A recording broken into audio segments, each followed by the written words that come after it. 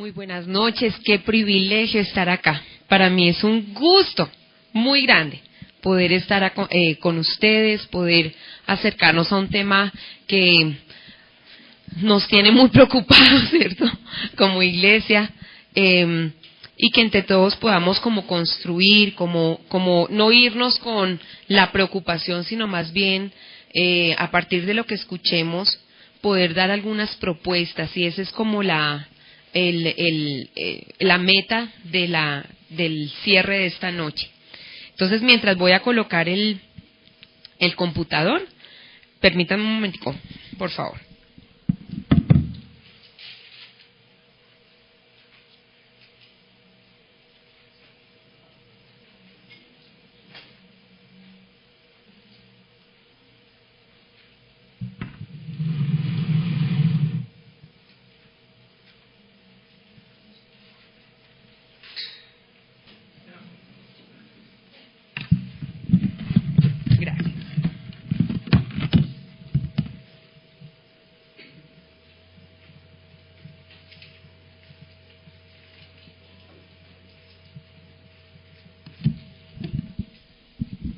Vamos a trabajar el tema en dos bloques. Perdón, para que no se... En el primer bloque...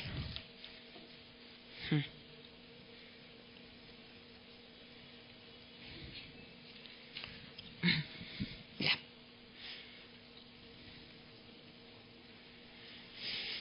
En el primer bloque vamos a trabajar qué pasa cuando los jóvenes le dicen a los papás: papá, es que yo soy gay. O sea, ¿qué está pasando con nuestros jóvenes? Porque últimamente como que muchos de nuestros jóvenes están diciendo eso. ¿Y cuáles son las causas realmente de la conducta homosexual? ¿Por qué empezamos con esto? Porque para hablar de política pública y del alcance que tiene la agenda gay en el mundo, tenemos que establecer una diferencia muy grande entre lo que es ser homosexual y ser gay. Hay una diferencia grandísima. Entonces, por eso, voy a empezar por este. Tenemos dos bloques. Uno que empieza, yo voy a necesitar que ustedes me ayuden con el tiempo. Joaquito, por favor, de 6:20 a 7:30. El primer bloque. Y a las 7:30 vamos para un refrigerio hasta las 7:50. Y de 7:50 a 8:50 vamos con el segundo bloque. Entonces, esto, para nosotros como fundación, se ha vuelto muy común. Generalmente los padres llegan diciendo: doctora, mi hijo dice que es gay, por favor, ayúdelo. Como que en la mente de los padres el efecto de una terapia es cambiarlos de orientación nuevamente, o sea, reorientarlos, ¿cierto? Pero esto, ¿por qué se está dando? ¿Qué es lo que realmente está pasando?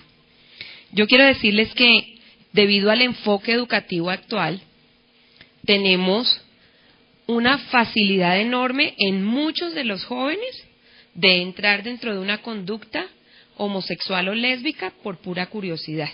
Pero ese no es la totalidad de los jóvenes. Entonces miremos a ver un poco qué es el enfoque educativo actual. Hoy, desde muy chiquiticos, nosotros tenemos este enfoque hace más o menos 30 años, vienen trabajándolo. Dice: abrace su lado femenino, su naturaleza andrógina. Usted va a darse cuenta que yo estoy diciendo hace 30 años, porque hace 30 años comenzaron a cambiarnos el lenguaje. Pero realmente la política pública de sexualidad comenzó en el año 2003. Abracen su lado femenino, su naturaleza andrógina. O sea, tú puedes ser lo que tú quieras ser. Tú puedes ser hombre o puedes ser mujer. O puedes ser de los dos. Yo no sé si ustedes se han dado cuenta hoy, los jóvenes, con los actores y las actrices con los que se identifican, usted no se ha puesto a mirar qué son. Usted no sabe exactamente qué son, porque son como hombres, pero también son como mujeres. ¿Eso lo ha visto? Se les anima a hacer lo que quieran ser y a acercarse a varias identidades sexuales. Algunos programas escolares de afirmación gay animan a experimentar con relaciones del mismo sexo y a considerar la bisexualidad como una opción. ¿Qué es bisexualidad? Que yo puedo tener relaciones o contacto sexual con personas de mi sexo o del sexo opuesto. Esto lo definió muy bien una mamá y yo quiero que le ponga mucha atención.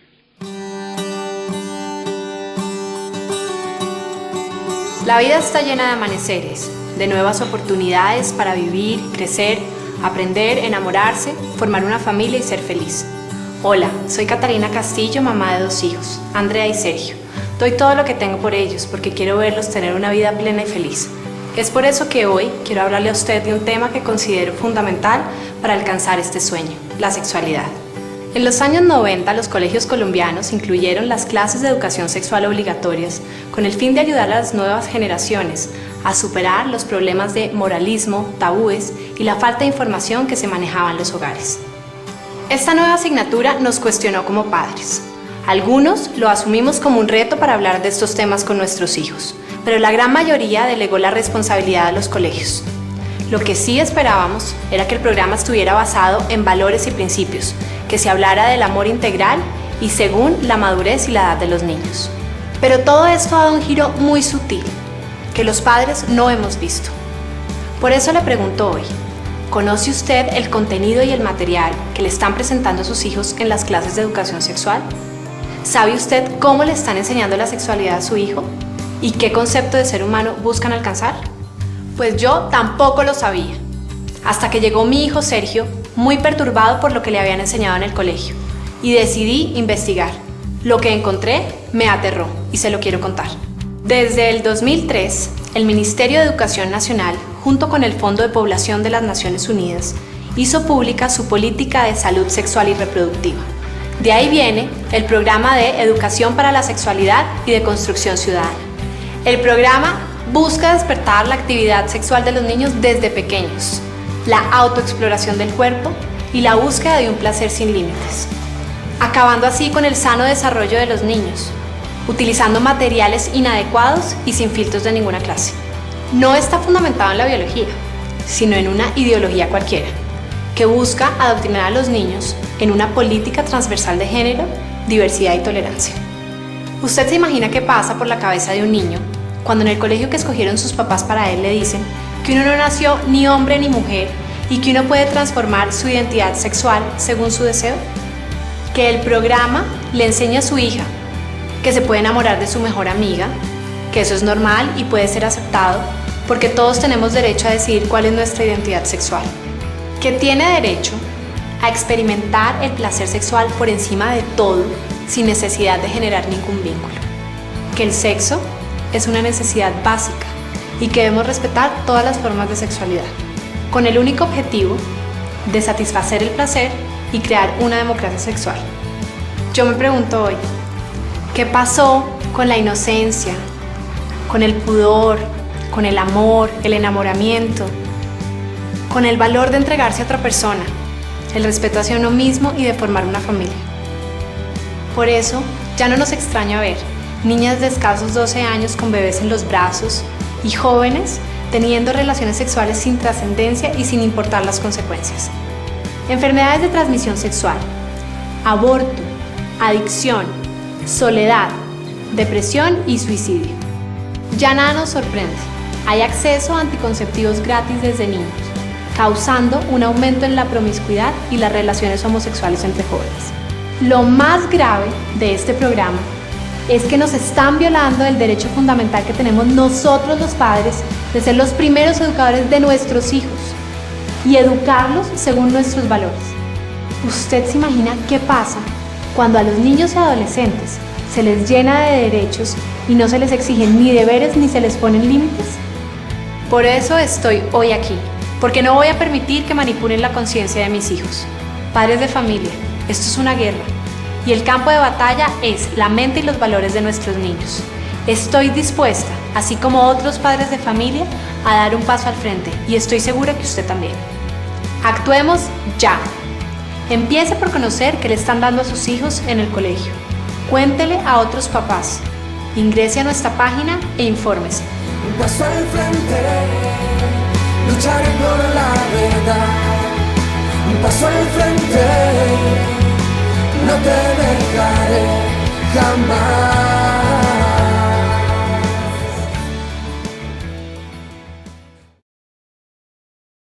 ella lo explicó muy bien. Entonces, debido a esto, hoy muchos de nuestros chicos están entrando a conductas o acercamientos,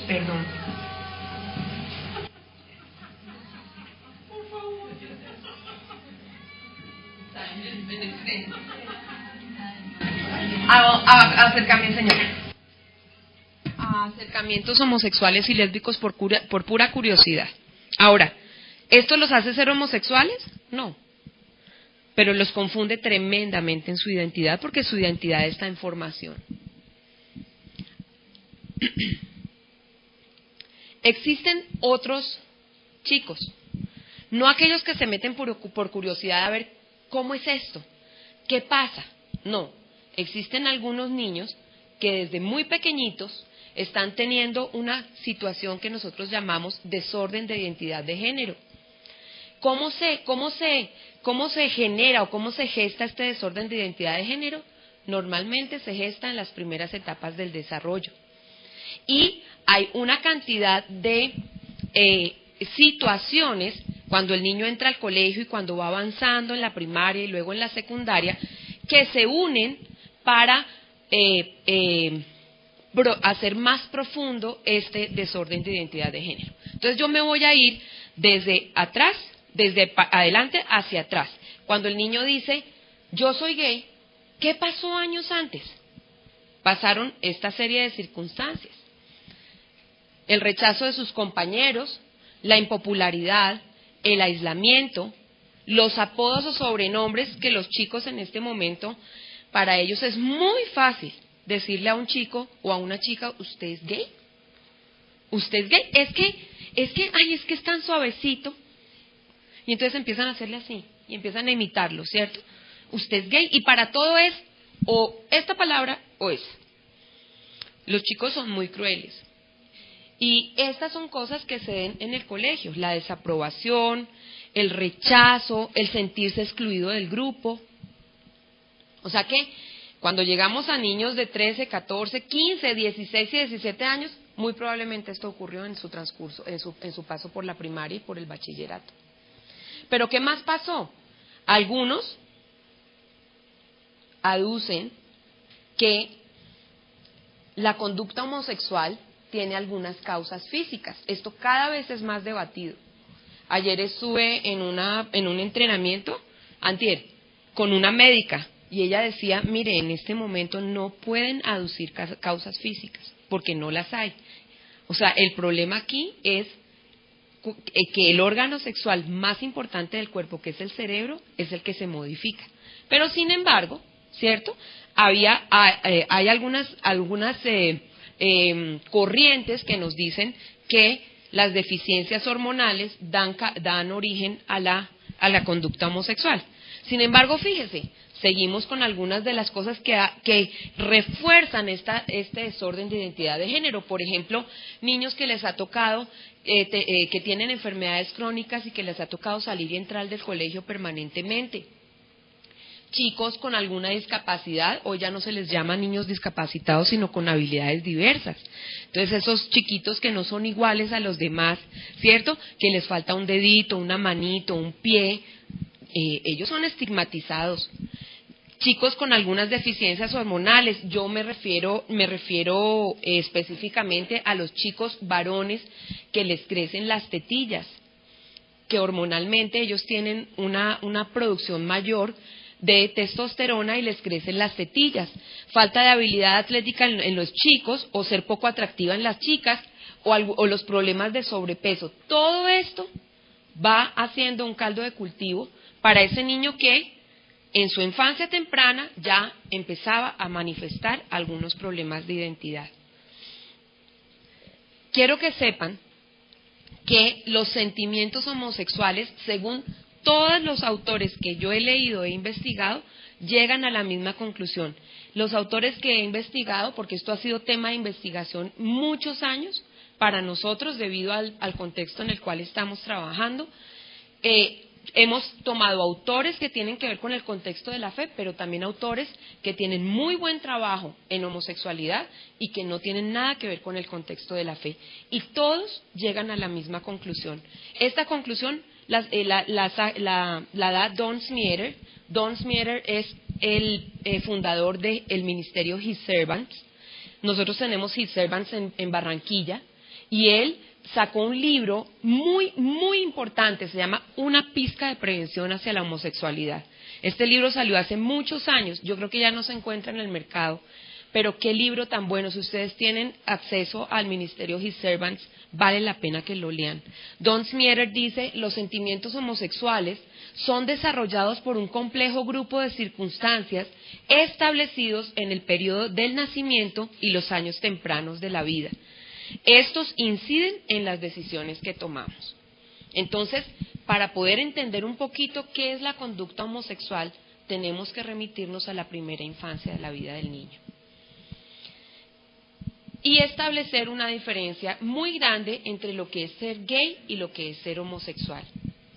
Según el doctor Joseph Nicolosi, que es el presidente de la Asociación para Terapia Reparativa para la Homosexualidad, esta fundación realmente es una asociación, hoy es una alianza, porque no solamente están ellos, sino hay varias organizaciones haciendo alianza para poder hacerle contrapeso a la agenda gay en Estados Unidos. Ellos dicen lo siguiente: tenemos que establecer esta diferencia porque gay es una nomenclatura política y alude a alguien que sustenta una ideología. Homosexual es una persona insatisfecha con su orientación sexual que desearía cambiar si fuera posible. O sea, aquí tenemos personas que se sienten muy bien con la decisión que tomaron frente a su orientación y su tendencia es a unirse a la ideología. Y hay otras personas que no están cómodas, que saben que tienen una atracción hacia el mismo sexo, pero no la desean. Y nosotros, ese grupo de personas a las cuales las catalogamos nosotros con una cosa que se llama AMSI, atracción al mismo sexo no deseada, son las personas con las cuales trabajamos y tenemos grupos terapéuticos de apoyo. Por ejemplo, el grupo Romanos 6, ¿alguien conoce sobre Romanos 6? Ok, Romanos 6 es un grupo de apoyo para personas con AMSI. El grupo de Abba Padre, aquí en Bogotá también. El grupo de Omar Cano, que se llama... No, Abba Padre es Medellín. El Corazón del Padre, aquí en Bogotá. La Fundación Vínculo trabaja mucho con este tema también. Entonces, con quienes podemos trabajar son con las personas que piden ayuda porque saben que no quieren ese tipo de orientación y que están luchando con ella. ¿Sí logramos entender la diferencia? ¿Y por qué esto es importante? Porque no podemos hacer un revuelto, porque hay personas que están pidiendo ayuda. Nosotros en Colombia, a pesar de que tenemos una ley de antidiscriminación, no tenemos todavía una ley que prohíba que nosotros podamos brindar ayuda a las personas que piden ayuda para dejar su orientación invertida, y esto todavía nos hace poder trabajar. No sabemos cuánto tiempo más, porque ya Brasil tiene esa ley, pero podemos, por lo menos, estamos trabajando en lo que se nos permite. Ahora, entonces, déjeme definir lo que realmente es una conducta homosexual, porque cuando uno ve personas, generalmente uno ve hombres amanerados, uno dice, ¡ay, ese es un homosexual! No necesariamente. Para una conducta homosexual se necesita que hayan 3 cosas que están juntas y se dan permanentemente en la vida de esa persona.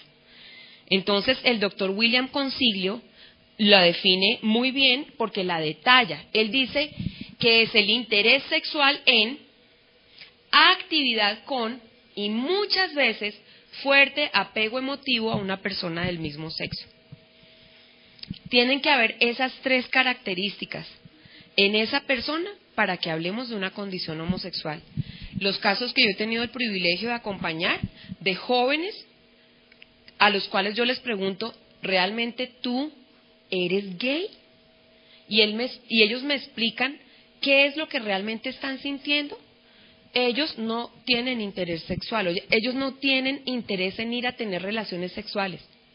Ellos tienen un fuerte apego emotivo a una persona de su mismo sexo. Otros tendrán sexo, claro que sí. Si usted va al centro comercial, a un centro comercial, no voy a decir porque están grabando, pero hay un centro comercial específico donde ellos se encuentran. Y usted se va a dar cuenta que ellos desarrollan una sensibilidad tremenda. Para mí esto es asombrosísimo, porque ellos llegan al centro comercial y no se conocen, pero se detectan. Y entonces se unen, van a bares y muchos de ellos quieren tener sexo. Pero en el caso de los chicos jóvenes, muchos no. Entonces por eso uno no puede decir que todos los homosexuales son iguales. No. Debe haber este interés, actividad sexual con esa persona y obviamente un fuerte apego emotivo. El doctor Consiglio dice que su desarrollo se origina prioritariamente en la experiencia infantil de una relación o vínculo de amor pobremente establecido con el padre del mismo género. Por favor, reléalo. La causa más común, no estoy diciendo que sea la única, pero la causa más común que los expertos encuentran para una conducta homosexual es que no se formó un vínculo de amor entre el padre del sexo del niño o de la niña. O sea, no hubo una relación vinculante entre papá e hijo o entre mamá e hija. Y entonces esto es un desafío tenaz para nosotros como padres. La homosexualidad no es algo con lo que la persona nació. Al contrario, es una desorientación que sucede cuando la corriente heterosexual es bloqueada. No es una orientación sexual alterna, sino una desorientación causada por un desarrollo emocional que ha sido bloqueado. Todos coinciden en lo mismo. La homosexualidad es no solamente un síntoma de un problema emotivo y representa necesidades emotivas insatisfechas desde la infancia. Déjeme con ejemplos mostrarle qué es esto. Usted puede encontrar, por lo menos hay dos casos que para mí han sido muy significativos en el proceso de trabajo y tienen que ver con chicos de edades entre los 15 y los 17 años. Lo que yo he encontrado y lo que han encontrado personas con las cuales hacemos equipo, ellos han encontrado que muchos de los factores que tiene la familia en la que vive el chico que está con una condición homosexual, son familias que tienen muchos problemas de larga data. Y lo que yo he encontrado es que son familias en las cuales hay adulterio de años, donde el corazón de alguno de los padres no está en su casa. Y son personas que se dedican a trabajar, que pueden estar físicamente presentes, pero están emocionalmente totalmente ausentes de sus hijos. Ese es, yo diría, que el factor más importante. Ahora, existen, por ejemplo, las personas que han decidido por esta condición porque han sido abusadas sexualmente de niñas, sí. Y el porcentaje es altísimo, altísimo. Pero fíjese que estas necesidades emotivas insatisfechas desde la infancia tienen que ver con el permanecer en soledad, el no tener un vínculo adecuado con sus padres, el que esa persona necesitó ser importante para alguien en un momento en su vida y no lo logró. Y entonces ve a ese papá o esa mamá, dependiendo si es hombre o mujer, lo ve tan lejos. Es un extraño para mí, me han dicho. En otras palabras, para el chico que no ha tenido una conexión emotiva con el padre y para la chica que no ha tenido atención emotiva por parte de la madre, ello puede inducirlos a desarrollar un síntoma de atracción por el propio sexo o homosexualidad.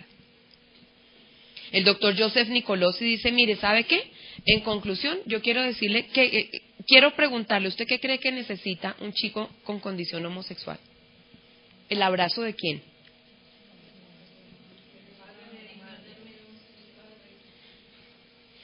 El homosexual es una persona que carece de sentido de género y por ello trata de remediar o busca un remedio a través de otras personas. Y esta inclinación se hace sexualizada.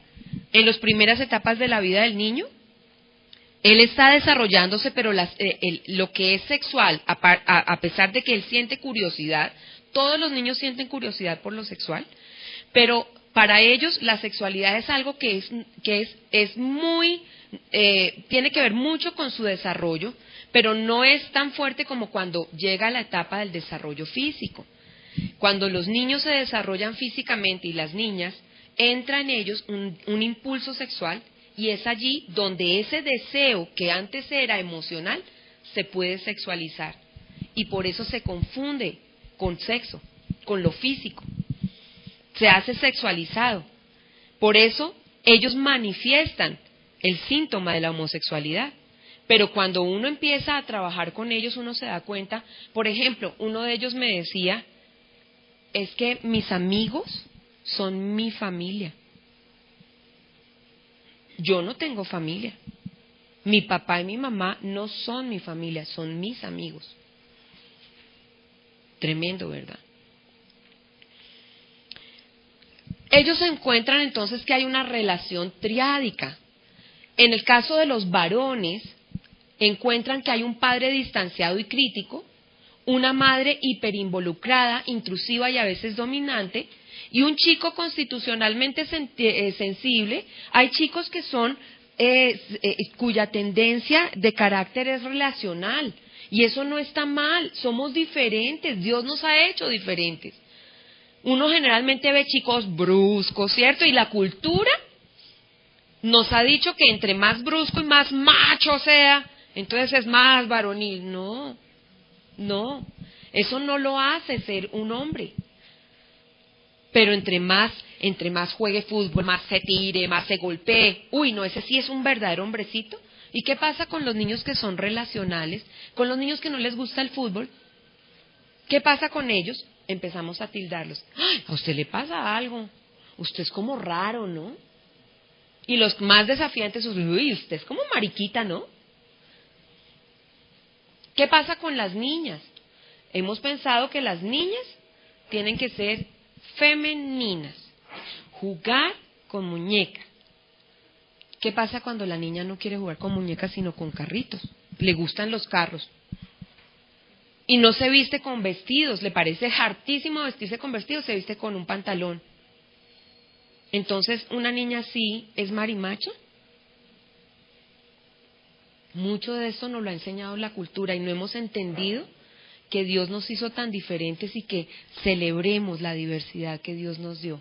Ahora, que este tipo de cosas hoy hay que ponerles atención, sí, pero esto no tiene que ver con las cosas que el niño hace, sino con esa relación cálida que tiene con su progenitor, o sea, con su papá o con su mamá.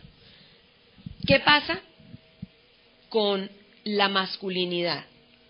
Varios autores coinciden en decir que la masculinidad es un proceso. Mamá es la relación más estrecha vinculante al bebé que nace.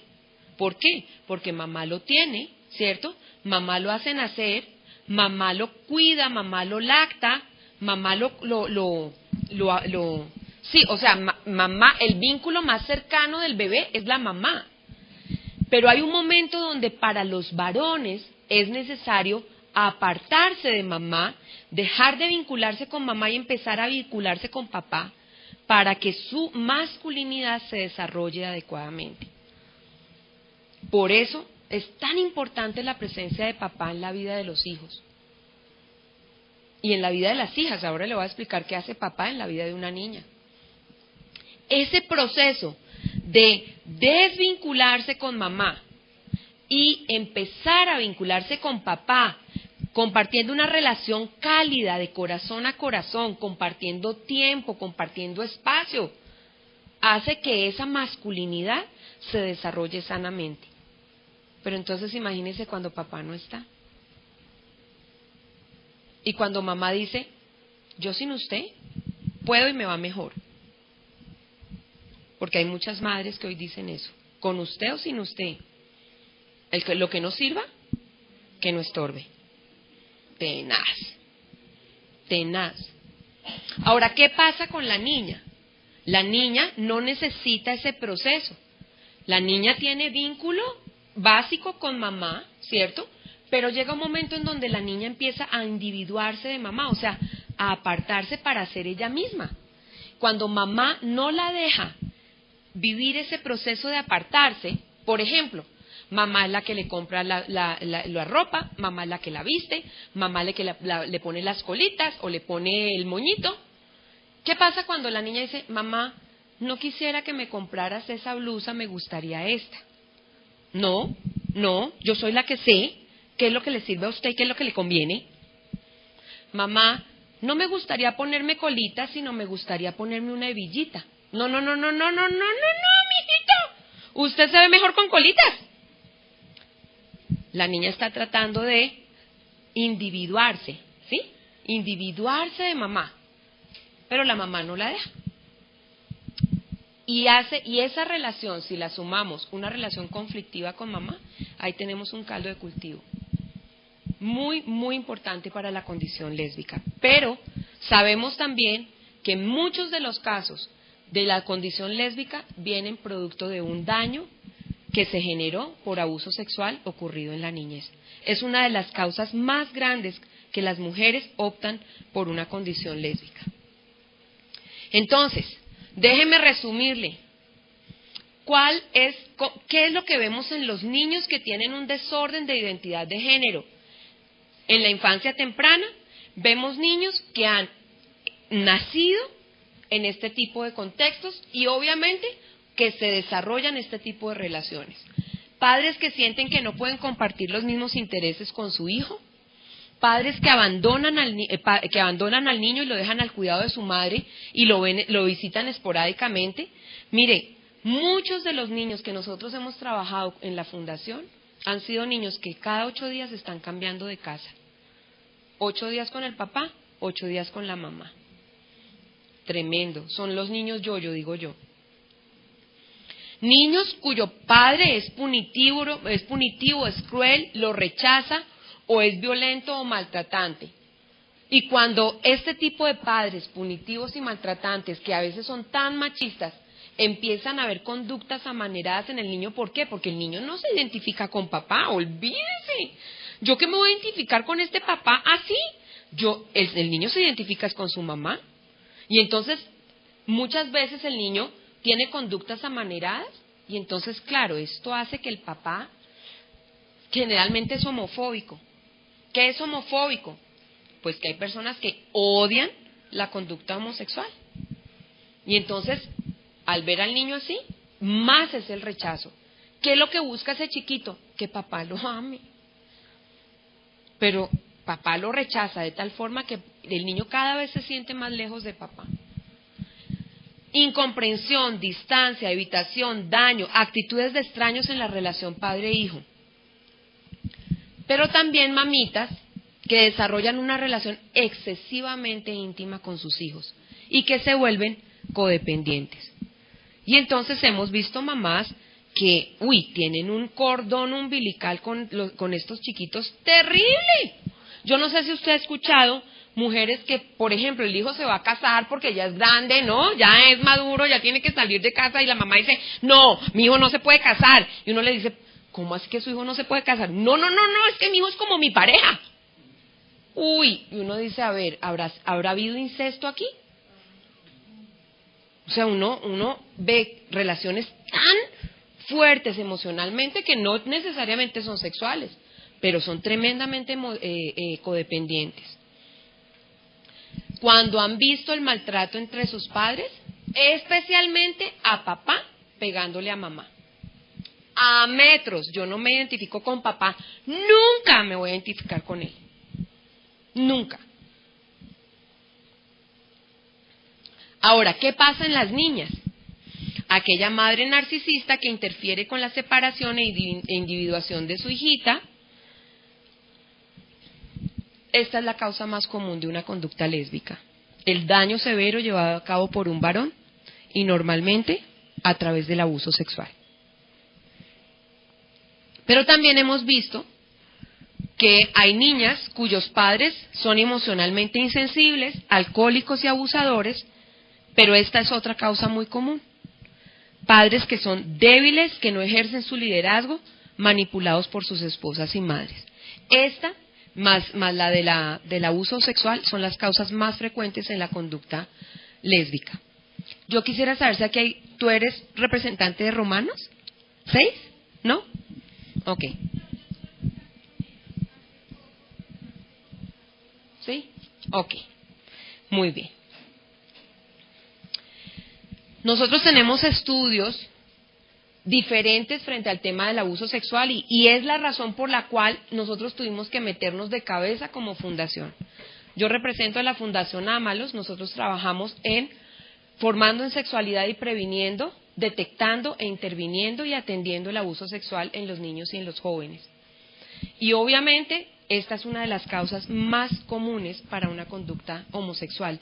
Tenemos estudios que van desde el 40.8 hasta el 58% de las personas que han tenido abuso sexual en su niñez toman la decisión por un estilo de vida homosexual. Y el tema del abuso sexual pues es un tema muy largo que no podemos atender en este momento, pero quiero decirles que el abuso sexual es un delito. Acceder a un niño para tocar sus partes privadas o íntimas y para tener sexo con él es un delito en Colombia.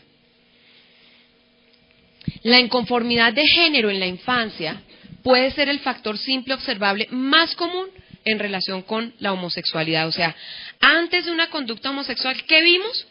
Que el niño no se identifica con su sexo. A mí me gustaría que volviéramos a la palabra sexo. ¿Por qué? Porque la palabra género es una palabra muy elástica, muy laxa.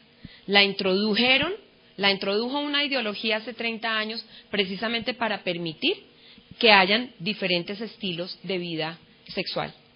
Entonces, volvamos a la palabra sexo. La palabra sexo implica que hay un sexo masculino y un sexo femenino, ¿cierto? Y en este caso, entonces, el niño no se halla conforme con su sexo, y esto lo podemos ver desde muy pequeño.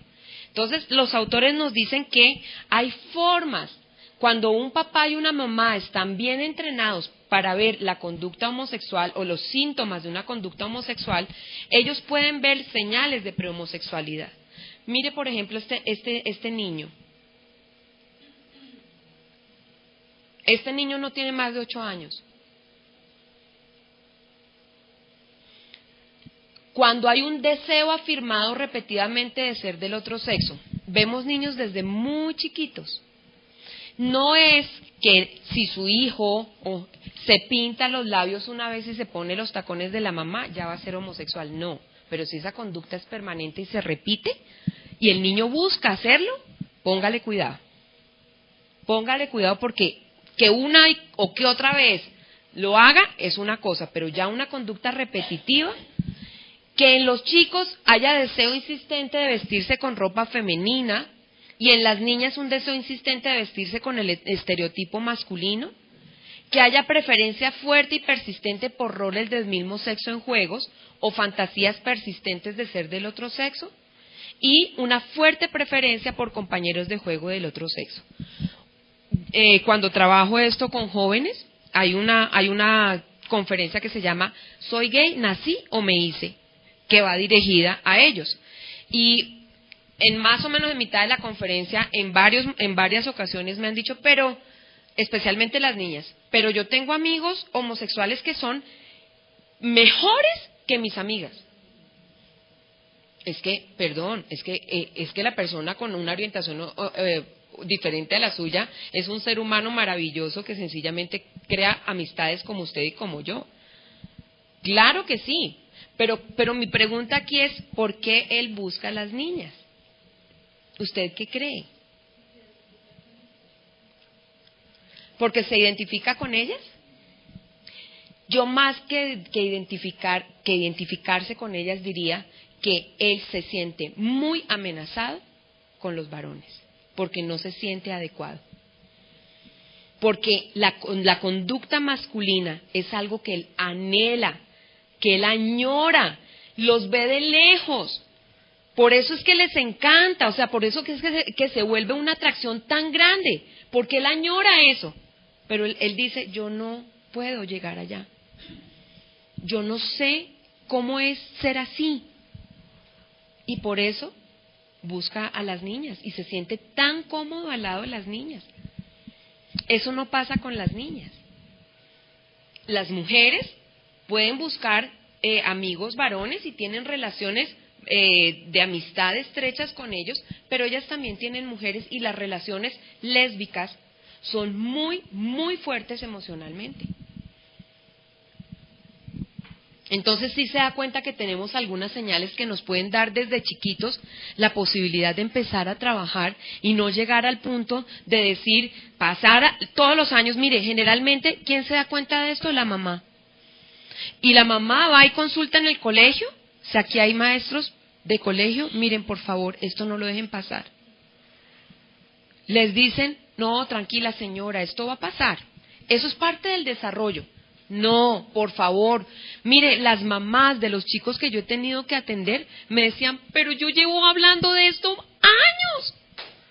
Años, yo he ido donde el rector, yo he ido donde la psicóloga, yo he ido donde el maestro del grado del niño, y todos me decían, tranquila, eso va a pasar. No, eso no va a pasar, tenemos que atenderlo desde acá. El inicio de la mayor parte de las conductas de género opuesto tiene lugar durante los años preescolares, entre los 2 y los 4 años de edad. ¿Qué desventajas tiene un chico con problemas de identidad de género? El doctor Joseph Nicolosi cita al doctor Richard Fitzbond. Él escribió un libro que se llama Cuando los niños no quieren ser niños, y él dice, mire, por favor, no descarte la conducta de cruce de género, porque eso le va a traer varios inconvenientes al niño. Uno de ellos es que va a ser infeliz, que va a ser solitario, la tendencia a estar aislado en la primaria, va a tener ansiedad por la separación y depresión y problemas de conducta, puede ser víctima de acoso, objetivo de pedófilos y atracción al mismo sexo. Mire, créanme, es muy preocupante cuando los chicos que están aislados, que no se sienten en el forro adecuado, que no están bien con su familia y que se aíslan de la familia, ellos van directamente al Facebook, porque en el Facebook pueden tener amigos. ¿Y qué está pasando? Y esto lleva pasando hace años. Se hacen amigos de ellos a partir de los 12 años, generalmente en condiciones normales, ¿cierto? Los chicos están entrando al Facebook, se supone, con 13 años, pero créanme, no es así. Hay niños de 8 y 9 años que entran al Facebook, sus padres les abren la cuenta y ponen que tienen 13 años. Por favor, un niño de 8 y 9 años no puede tener una red social. Miren, no podemos hablar del abuso sexual en línea hoy por tiempo, pero esto es una cosa que realmente está cobrando dimensiones muy graves. Entran a Facebook, los cogen personas porque sencillamente ellos quieren tener amigos. Yo no sé si usted ha visto entre los jóvenes que hay chicos que tienen 1000 amigos. O sea, es una cosa que uno dice, pero ¿cómo haces tú para tener 1000 amigos? No, es que el amigo de mi amigo es mi amigo. ¿Pero lo conoces? No, es el amigo de mi amigo de mi amigo. Pero como es de mi amigo, pues es mi amigo. Se hacen amigos de ellos durante 2 años. ¿Qué amistades las que logran tener con estos chicos? Realmente se vuelven mejores amigos. Cuando los chicos cumplen 14 años comienzan a pedirles verse físicamente, porque saben que antes de los 14 años a ellos los pueden meter a la cárcel por abuso sexual. Cuando cumplen los 14 ya no podemos hacer nada.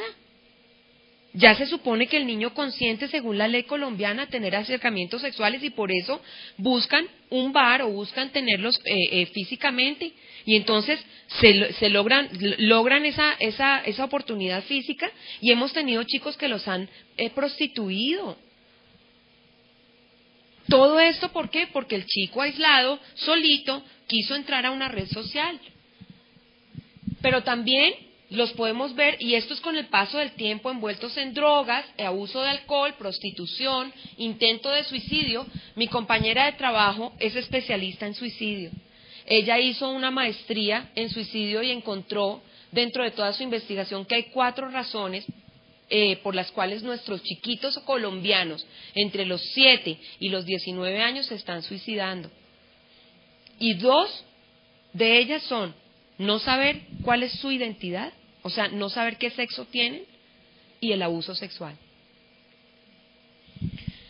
Contraer una ETS, problemas psicológicos graves en la edad adulta, travestismo y transexualidad en un pequeño grupo.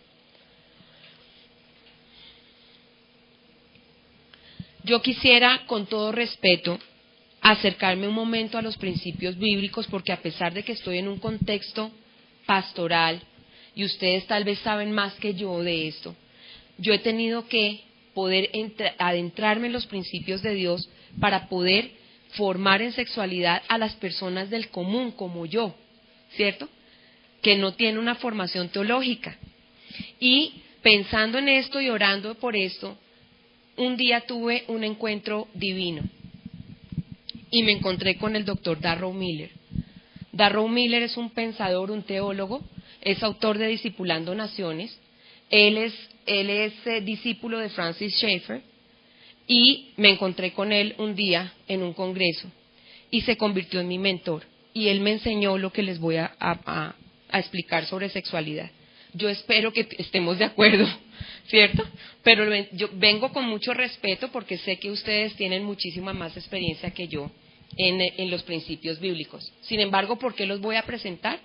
Porque me he dado cuenta, trabajando en las comunidades de fe, que no todos estamos viendo hacia la misma dirección frente a los principios bíblicos. Entonces vale la pena que por lo menos los dejemos expuestos, ¿no cree? Entonces, quisiera mostrarle este primer principio. Debido a que el hombre y la mujer han sido creados imago Dei, o sea, a imagen de Dios, y administradores de la creación como representantes de Dios, ¿de dónde saco esto? De Génesis 1, 26, 27, donde dice, hagamos al ser humano a nuestra imagen y semejanza. Ustedes conocen el texto, ¿cierto? Y en el versículo 27 dice, y Dios creó al ser humano a su imagen, lo creó a imagen de Dios, hombre y mujer los creó. En este texto de Génesis capítulo 1, si nos remitimos al hebreo, Adam, que es hombre, es un término genérico que significa ser humano, especie humana. Hombre, en este texto, refleja la unidad de los seres humanos. Hombre y mujer expresan la diversidad de la especie humana. Puesto que todos los seres humanos son iguales en su ser, ¿eso qué quiere decir? Que fueron creados a imagen de Dios con el mismo valor y la misma responsabilidad ante sus ojos. Son libres para cumplir sin temor el propósito por el cual han sido creados y para celebrar la diversidad increíble de la familia humana. Por eso cuando vemos niños que son más relacionales, ellos no son gays. Ellos celebremos esa diversidad. Reconocemos entonces que todos hemos sido creados imago Dei de Dios, que ser mujer es bueno y que ser varón también lo es, y que la diversidad del varón y la mujer constituyen la imago Dei. ¿Estamos de acuerdo hasta ahí? Listo. Que la sexualidad tiene un sentido trascendente. No se aprende a través de un proceso. ¿Por qué Darrow Miller dice esto? Porque hoy nos están diciendo que nosotros somos como un lienzo en blanco sobre el cual la cultura escribe. Nosotros nacemos como un lienzo en blanco. No, nosotros no nacemos como un lienzo en blanco. Dios ha impreso su imagen en nosotros. Por eso nuestra sexualidad cobra un sentido tan trascendente y resulta de la naturaleza trascendente de Dios. Dios No es un ser físico con características sexuales visibles. La Biblia nos enseña que Dios es espíritu, ¿cierto? Muy bien. Pero las diferencias sexuales humanas, masculinas y femeninas en su conjunto, nos ayudan a ver más claramente el carácter mismo de Dios, porque hemos sido creados a su imagen. De tal manera que, ¿qué es la identidad sexual? La identidad sexual es que yo me identifico con el sexo biológico que tengo. Me siento de ese sexo, me identifico con él. Eso se llama identidad. Es una manifestación física del corazón de Dios, origen de todo lo que llamamos masculino y femenino. Nuestra identidad sexual es esencial y manifiesta parte de la naturaleza trascendente de Dios en cuya imagen hemos sido creados.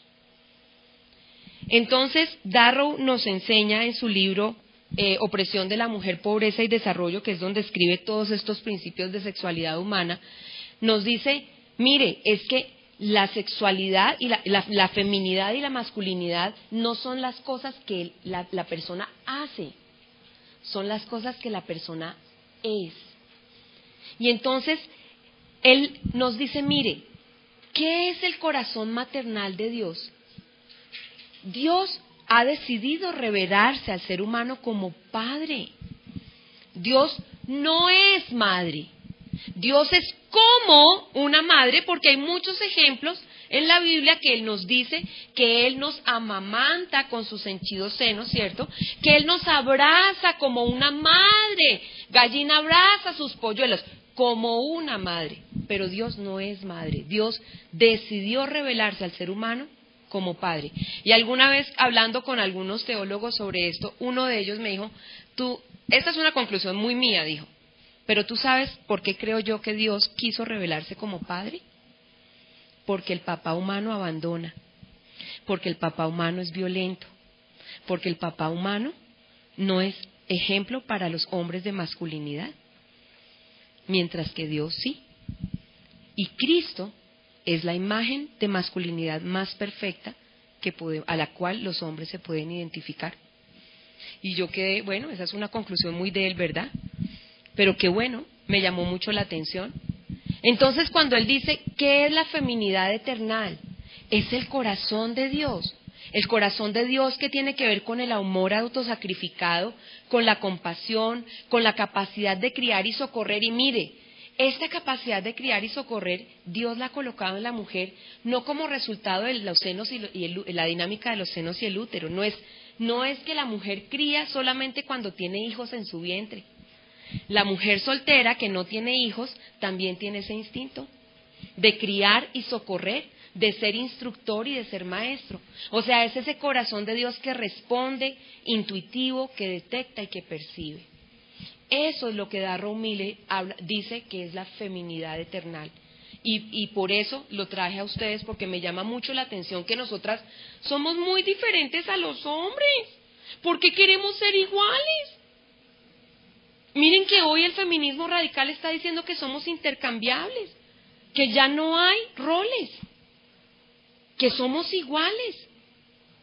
Y entonces la iglesia ha sido permeada por el feminismo radical y encontramos iglesias que dicen, adiós mamá. Y Dios es una mujer, es una diosa. Y eso está permeando la iglesia. Ahora, ¿cómo es el corazón paternal de Dios, que refleja la masculinidad eterna? Es protector, es proveedor de vida, responsable por su familia, por su casa, es redentor, es cabeza líder, siervo de su esposa. Entonces es la mente de Dios que inicia, que define, que organiza, que trae orden, que pone límites. Y si le agregamos lo que John Eldridge nos enseña en corazón, ¿cómo se llama? Salvaje de corazón, él dice, él conquista. Él conquista y la mujer se deja conquistar, ¿cierto? Somos tan distintos. ¿Qué efectos prácticos tiene todo eso? todo lo que le he dicho, el niño recién nacido no es un lienzo en blanco sobre el cual escribiremos su identidad sexual y su posterior sexualidad. ¿Cuál es la manera física con la que nosotros vemos qué ser humano viene en camino cuando está en el vientre de su mamá? ¿Cuál es la forma que nosotros decimos, ay, viene un niño, ay, viene una niña? Su sexo, sus genitales, ¿cierto? Dios ha determinado que los seres humanos veamos que viene un niño o una niña en sus genitales físicos, pero no es lo único que tenemos. Si usted ve niños en desarrollo sano, usted se va a dar cuenta que hay diferencias enormes entre los niños y las niñas, enormes. La forma básica para determinar la identidad sexual de un ser humano es la presencia de sus genitales que dan origen a su sexo. Yo puse ahí género para que lo podamos entender, sexo masculino o sexo femenino. Ahora, que esa identidad puede modificarse o interrumpirse a través de la crianza, del ejemplo, de los traumas, lo que desvía el propósito inicial de Dios. ¿Sí? Si un niño nace en un contexto homosexual, muy probablemente va a tener una tendencia a tener una conducta homosexual. Si un niño nace en un contexto maltratante, violento, ¿se interrumpe su sexualidad? Claro, claro que sí.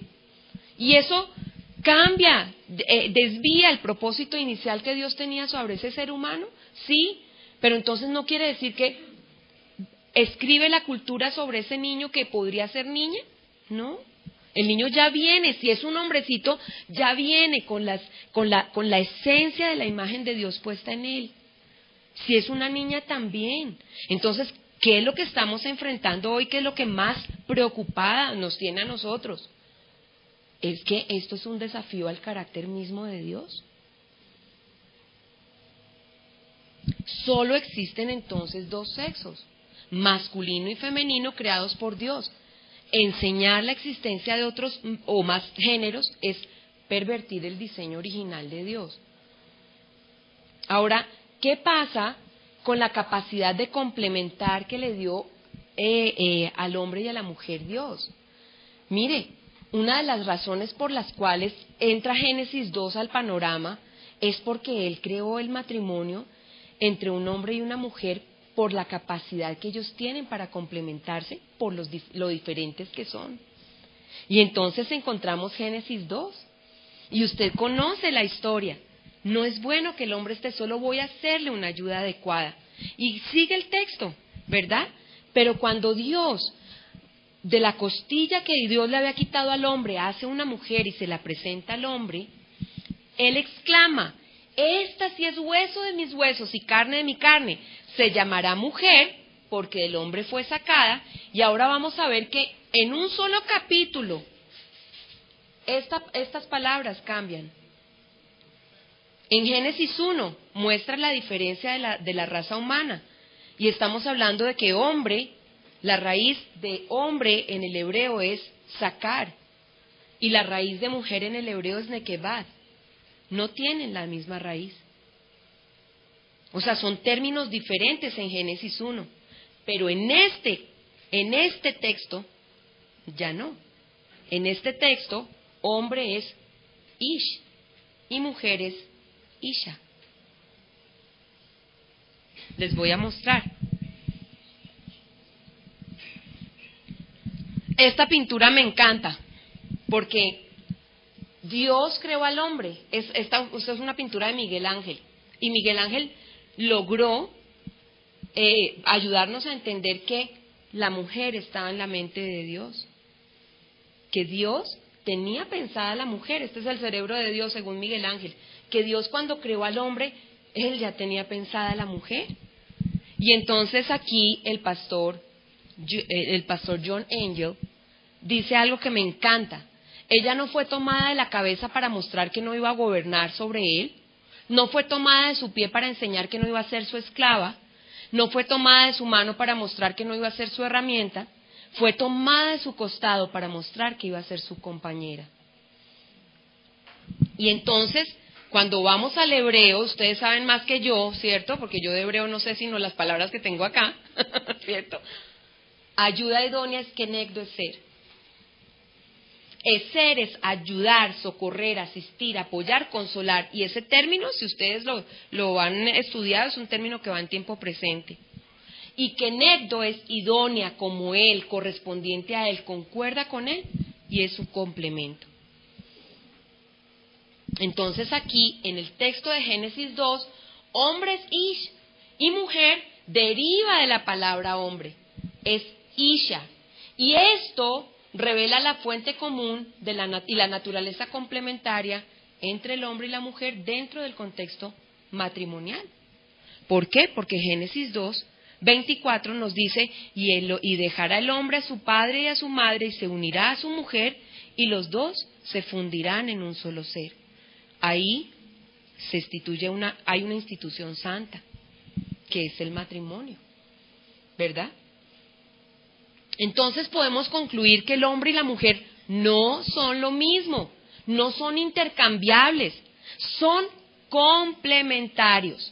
La diferencia sexual da lugar a una diferencia funcional en términos de complementariedad y no de competencia. Somos tan distintos. Así que imago Dei, o sea, hechos a imagen de Dios y soberanía, están íntimamente ligados y no pueden entenderse en forma separada. El hombre y la mujer son complementarios y fíjese una cosa, un hombre refleja la imagen de Dios, sí, pero no puede reflejar la plenitud de la imagen de Dios. Tampoco una mujer, tiene que haber comunidad, que quiere decir unidad y diversidad. La comunidad de la Trinidad se expresa en la pareja humana cuando es casada, porque son iguales en su ser, tienen el mismo valor, pero son diferentes, tienen funciones muy distintas. Y eso también pasa en la Trinidad. Son el mismo Dios, Dios Padre, Dios Hijo y Dios Espíritu Santo, son el mismo Dios, pero ellos cumplen funciones muy diferentes. Voy a ponerle un ejemplo, el plan de salvación. Dios Padre es el que organizó el plan, el creador del plan, ¿cierto? ¿Qué hace Dios Hijo? Lo ejecuta a través de su muerte y su resurrección. ¿Y qué hace Dios Espíritu Santo? Él revela a Cristo en la vida del creyente. ¿O no? Él vino a revelar la obra de Cristo en la vida del creyente. ¿Estamos de acuerdo? A ustedes que son los duros. A ver, Joaquito, ¿usted está de acuerdo con todo lo que he dicho o no? ¿Sí? Bueno, ¿son iguales en el ser? ¿Son diferentes en función? Eso es lo que hace que ellos vivan en comunidad. Y la unidad más elemental de esa comunidad es la familia. Por eso nosotros no podemos permitir que la Constitución colombiana cambie. Y están a puertas de cambiar la Constitución. Porque en el artículo 40 de la Constitución dice que la familia está creada por un hombre y una mujer. Y esto quieren modificarlo. Dos hombres o dos mujeres tampoco reflejan la plenitud de la imagen de Dios. Hace falta un hombre y una mujer para crear una familia y así reflejar la unidad en el ser y la diversidad de la función de la Trinidad. Entonces mire cómo es esto gráficamente, porque una vez es como que tiende esta señora me dijo tantas cosas que... Mire, voy a mostrárselo gráfico. Cuando nosotros hablamos de uniformidad, quiere decir que ambas cosas son iguales. Cuando hablamos de correspondencia, hablamos de complementariedad, o sea, se complementan esas dos cosas. Un ejemplo de esto son los aretes. Yo puedo ponerme un arete a la izquierda y otro arete a la derecha, pero son iguales. Pero no pasa con las fallebas de una puerta. Yo necesito un palito que pasa por un huequito, ¿o no? Sí, o sea, una chapa, un pasador que pasa por una falleba. Se necesita el pasador y la falleba para cerrar una puerta. Son complementarios, ambos se necesitan. ¿Qué pasa con los guantes? Sí, hay un guante derecho y uno izquierdo, pero son iguales. ¿Qué pasa con el cinturón? Yo necesito un cuero con un orificio y una hebilla para poder hacer la función del cinturón. Permítame, le pongo otros 2 ejemplos. Los zapatos van en cada pie, pero son iguales. Pero el botón y el ojal, yo para botonarme necesito un botón y un ojal. ¿Qué pasa con cualquier fruta? Son iguales. Pero ¿qué pasa con el velcro? Yo necesito algo rúvido y algo para poder pegarlo, ¿cierto? Ahora voy a mostrarle otros 2 ejemplos.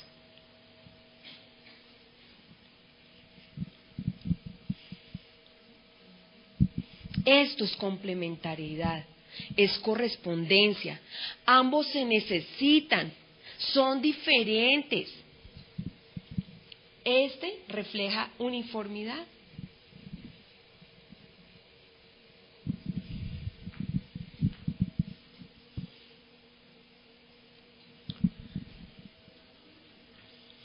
Si uno desea promover la identidad de género de una chica, deberá existir una cálida intimidad entre madre e hija, además de un padre que no promueva que su hija se identifique con él. Ese padre que es amoroso, que reconoce la feminidad de esa niña, es más, que la afirma cuando le lleva flores, por ejemplo, cuando le dice, estás tan bonita. Uy, mire, para la niña que su padre le diga, estás bonita, ¿de verdad, papá? ¿Te gusto, papá? El rol apropiado del padre en la identidad femenina de su hija es reflejar con respeto y aprecio la diferencia entre el género de su hija y el suyo. Al mismo tiempo, proporcionar amor y consideración positiva para que la chica sienta que merece el amor de otro hombre. Cuando un papá no hace esto, normalmente la chica busca el amor de su papá en otros hombres. Para que el chico pueda desidentificarse con su madre e identificarse con su padre, necesita ver al padre como sobresaliente, benévolo, fuerte y confidencial. El vacío creado por la pasividad de un padre predispondrá al chico de temperamento sensible, relacional y tímido a caer en un vínculo estrecho madre-hijo para llenar ese vacío. Entonces esto de fuerte, no, masculino, es que los hombres no lloran, usted deje de ser una niñita. No es ese tipo de hombre que necesita el niño. Es ese hombre que lo ama corazón a corazón, que crea un vínculo y una relación cálida entre él y su hijo, y eso implica tiempo, implica que me importas, implica que no soy un ser distante que traigo solamente la comida a la casa, sino que me relaciono adecuadamente con él.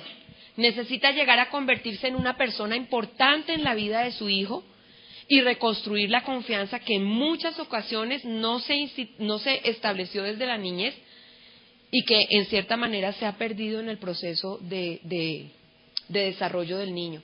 Y miren, cuando nosotros tenemos papitos que trabajan con nosotros, los niños responden muy rápido. Pero ¿qué tenemos que hacer?